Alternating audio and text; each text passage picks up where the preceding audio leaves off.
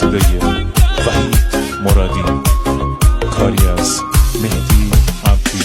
پلنگ وحشی بی من مرا دستیا کردی، یار جنگی من، شلوار پلنگی من، خلش و روزارم مرمسیا کردی، یار جنگی من، شلوار پلنگی من، حسی که به تدایمتی برگی برندوه، یار جنگی من، شلوار پلنگی من، این جنگی کاتی عاشقه تا که زندوه، یار جنگی من، شلوار پلنگی من. همه منطقه جنگ فقط تیر و تفنگه، رگبار فشنگه، پرخنت ساریکا داره مثل پلنگه، آماده جنگه، آماده جنگه. همه منطقه جنگ همش تیر و تفنگه، رگبار فشنگه، پرخنت ساریکا داره مثل پلنگه، آماده جنگه، آماده جنگه.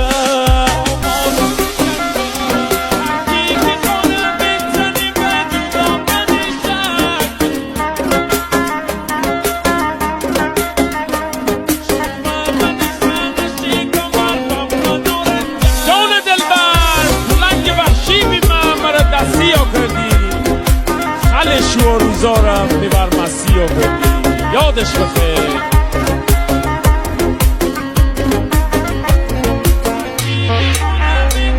هر کی که خانه بزنی و جدا کنی شک، یار جنگی من، شلوار پلنگی من، شومه و نخانه کمر و من آرنجک، یار جنگی من، شلوار پلنگی من. همه دوننه که هستیم اول و آخر، یار جنگی من، شلوار پلنگی من، کسش دست رگ زمان نکندی باور، یار جنگی من، شلوار پلنگی من. همه منطقه جنگ همش تیر و تفنگه، رگبار فشنگه، هر خنت ساریکا داره مثل پلنگه، آماده جنگه، آماده جنگه. همه منطقه جنگ همش تیر و تفنگه، رگباری فشنگه، هر خنت ساریکا داره مثل پلنگه، آماده جنگه، آماده جنگه.